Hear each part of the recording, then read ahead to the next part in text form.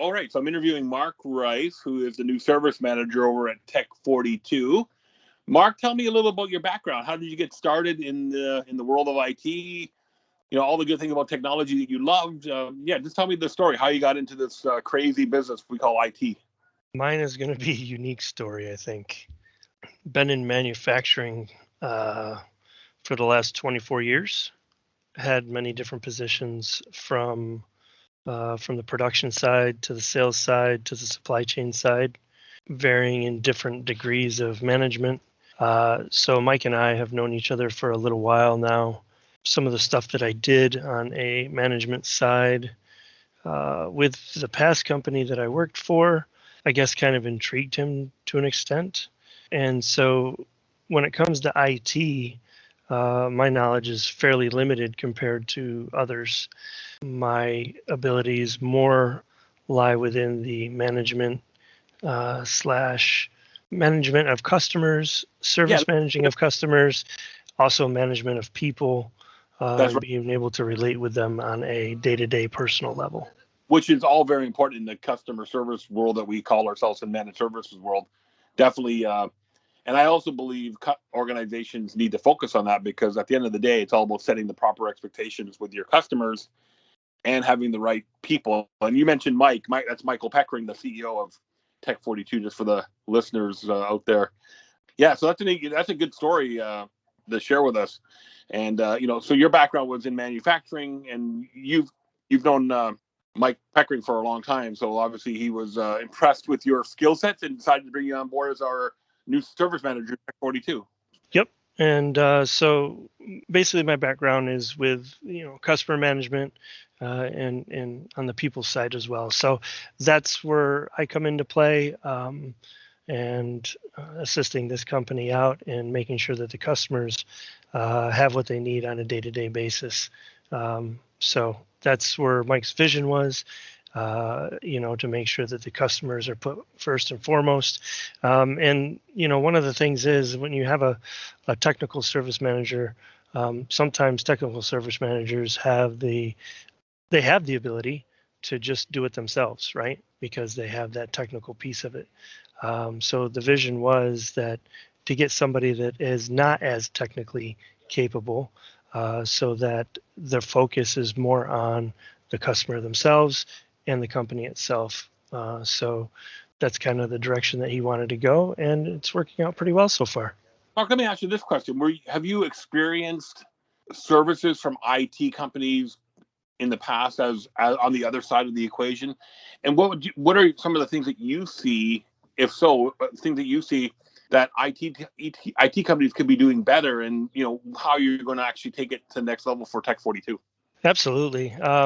Worked in a multi-dollar company and industry, fairly large. It was a glass industry, and we had our own IT department. And a lot of times you put in a ticket and, we'll get back to you in the next 8 hours, 24 hours. Service level was frustrating from the other side, because it just didn't feel like your voice was heard. Didn't feel like, the response time seemed excessive, and you didn't really understand why. Coming to the MSP side of things and learning from this side of things, you kind of understand a little bit why, but you also have to take into account the customer's need. And the real need is to be heard, to know that you're working on the problem for them, and to give them realistic timelines and guidelines.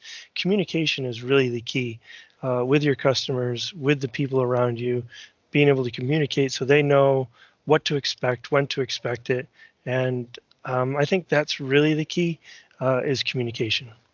There's an old saying, and Michael Peckering would know this too, from his involvement with the IT Nation Evolve or HTG peer groups, which you probably heard of, being with tech42, is that there's no such thing as over communicating. And I think that's definitely something that IT companies, or any, in all fairness, Mark, all service companies can do much better. It's just, I think clients and customers just want to be in the loop, knowing that first off, you're taking care of it, and secondly, they haven't been forgotten. Exactly. And that's what it basically boils down to. And it can take a day to fix a problem, right? I mean, we all know that you run into some problems that could be, X, Y, and Z. But, as long as you're communicating to them what is going on, what they can expect, and, have that up front, then I think most customers understand that, IT can be difficult sometimes. So most people are very appreciative if you can just keep them in the loop. Absolutely. So Mark, knowing your short tenure so far with Tech42, but also knowing Michael for such a long time, what do you feel are some of the things that you want to move forward with in 2022 to make Tech42 a better organization? Tech42 was a pretty good organization. I walked into a pretty sweet gig to begin with, to be honest. Working with Mike, we have some ideas, going forward with Tech22 or Tech42, and just making sure that the customers are taken care of. I think that is, his vision. That was where he wanted to go. That we as a company become more efficient. That we as a company respond better with the customer, communicate better with the customer, and work together as a team to make sure that that happens, utilizing the tools that we get from like ConnectWise and different vendors and different things like that, to make sure that that happens. And collectively, he's basically enabled me to make that happen in whatever capacity that I feel necessary. So the support that I get from him as an owner has been exemplary, and the opportunity just to take this business to the next level is what this year is going to be all about. All right, so cool. So great vision for the future. So on a personal note, are you a long-term Scranton native, or did you move to the area from somewhere else? Tell me a little bit about your how you ended up in Scranton, Wilkes-Barre, Pennsylvania. Tech42 is how I ended up here.